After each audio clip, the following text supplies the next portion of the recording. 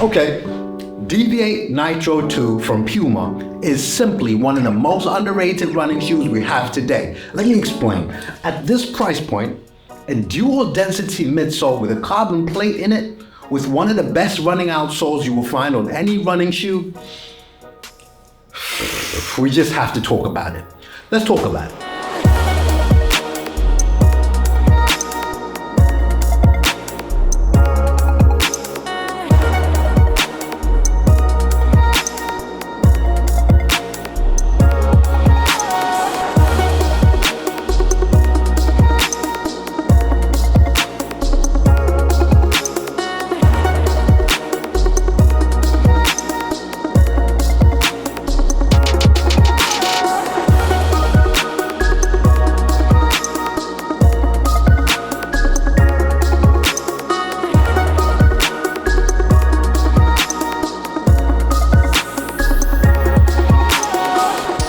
My name is Aubrey. I'm a very average runner, simply trying to be less average by the day, as at the time of filming this, you've given me 7,480 subscribers. Thank you very much. I sincerely appreciate it. If you're on Instagram, please connect with me. It'll be good to catch up with you. I'm on right there. This shoe. Let's talk about it. The first thing we need to talk about is, how have I tested this shoe to make sure that the stuff I'm just rambling on about is actually my felt experience and factual? Well, I've ran 32K in this shoe all of this week across 4 runs, a Sunday long run, which was 10K, a run yesterday, which was 9, which was varying paces because I want to test out the speed. I had a zone 2 run, I want to say a 5K, and another zone 3 steady run at 6K. This shoe is designed for a daily training, neutral kind of running gait, and that's what this shoe is, and that's how I tested it. Out of transparency, this shoe was provided by the guys at Puma. I'm deeply appreciative of that, but that doesn't mean I'm just gonna be all nice and say nice things about the shoe. There's some things that I think could have been done better.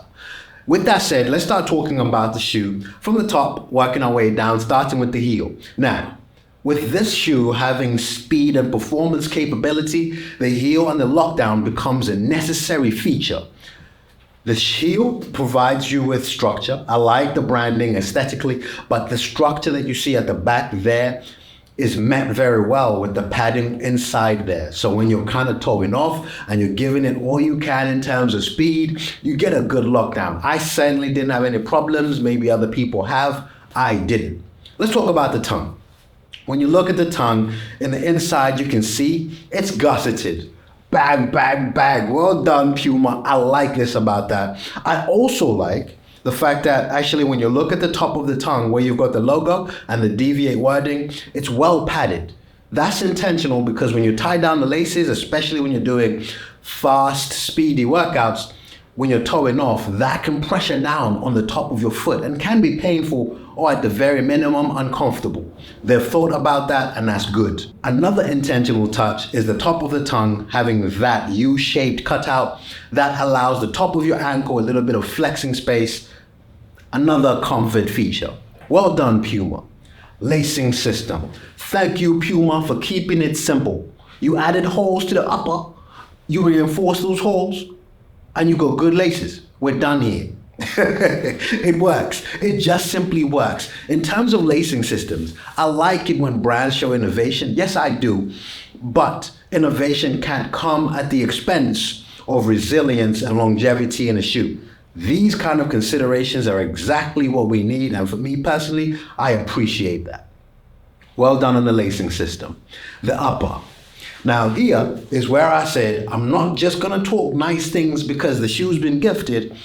I wanna just mention something here. You see, my favorite Puma shoe is the Deviate Nitro Elite 2. I also love, and I had a 5K PB in the Fast Star. Oh, and then there's this shoe. Now this is a lifestyle shoe, it's not one to run in. And also this other crazy one. You see, Puma recently have broken out into their own space. And I feel like even visually, they are giving us innovation and an experimental touch, which hits very well. When I think running, I didn't think Puma. Because The look of their trainers sort of pigeonholed them in a certain way. It's only up until I ran in the Deviate Nitro Elite 2, the Fast Star, and look at what they're doing within the running space and how they're getting involved within that running community. I started to appreciate what Puma is doing, because Puma is making a name for themselves that is actually competing with these bigger brands. The criticism I have on this shoe, it still has, and excuse how I generalize here, that same vibe, that same feel I just referred to. The other shoes I've spoken to have got a refreshing touch, look to them. The criticism and the advice I want to give as just someone independent, not that my opinion is the rule. Please make this shoe look as good as it performs. Aesthetically, in the Deviate Nitro 3, make this shoe look as good as it feels and as good as it performs. Let's move on and actually talk about that performance. In terms of the upper, it's an engineered mesh. Now that is brought out in certain features here. The breathability is amazing. When I hold this up to the light, I can see the light all the way through it, showing you how breathable it is. Another feature is this power tape. This power tape is Puma's way of reinforcing the upper to give the runner a good look down. You can see that power tape in the inside of the shoe, but also on the outside where that little toe is. Normally, some shoes wear out quicker in that region. Puma, well done for being intentional in positioning that. It's a very good lockdown, and I can't complain at all. The only thing is that appearance, because swag and appearance and aesthetics, whilst it sounds superficial, are very important. Let's move on to the star of the show, and that's the midsole. Two types of foam here. You've got the Nitro and the Nitro Elite. I honestly think just the Nitro foam is elite enough, but they've also then blended it with their super premium foam that you find in the race day shoes, like the Nitro Elite 2, as well as the Fast Star. They've combined that with this one being, I don't want to call it less premium or so, but this one here has a bounce to it. The Nitro Elite foam has a bounce to it that I just love in the other two shoes I've mentioned. It's good that Puma then puts that in a lower grade kind of shoe. Those two foams sandwich a carbon plate. It's split and it's kind of forked like that. That not only gives you somewhat of a flex, but it's also a lateral flex that allows you to do that. And I enjoy that. It also just shows an intentional design. The other aspect that this plate is not full, it's only 70% carbon. That gives you two things in comparison to the Nitro Elite 2. The Nitro Elite 2 is a lot more aggressive. I had the joy of being on a phone call with one of the tech reps, and he demonstrated how springy, when he flicked the plate in the carbon in the Nitro Elite 2, how aggressive it was as compared to this one. So if you're looking for something completely aggressive, race day, fast times, Deviate Nitro Elite 2. But for your daily running and the training and you're looking for some propulsion, this is the midsole you're gonna want. Okay, the outsole.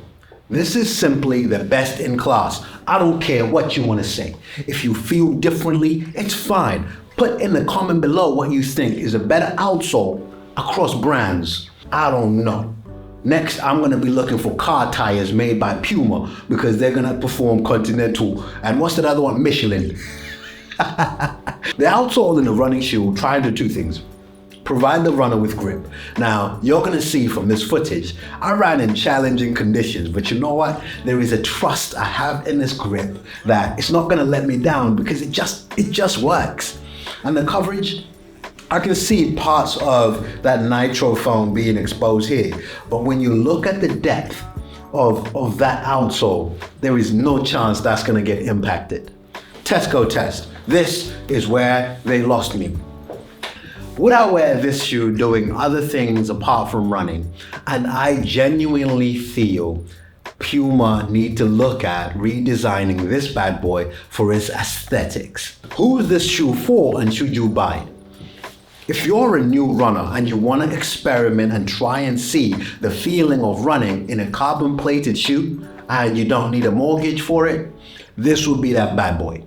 The comfort for your daily miles, long, easy runs that this thing offers, I'm telling you now, it's amongst them. It's right there with the very best of them. And that's why I feel like it's underrated. For people that might not have looked into Puma as a brand, honestly, just stop and go try one. Go try a Deviate Nitro 2, a Nitro Elite 2, Fast Star, Magnify. I'll be looking at that one next from Puma, and I'll tell you my views, but this is definitely one you need to look into.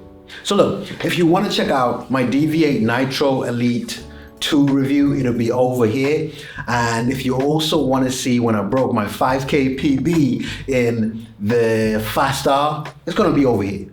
All right, thank you for checking this out. I appreciate it.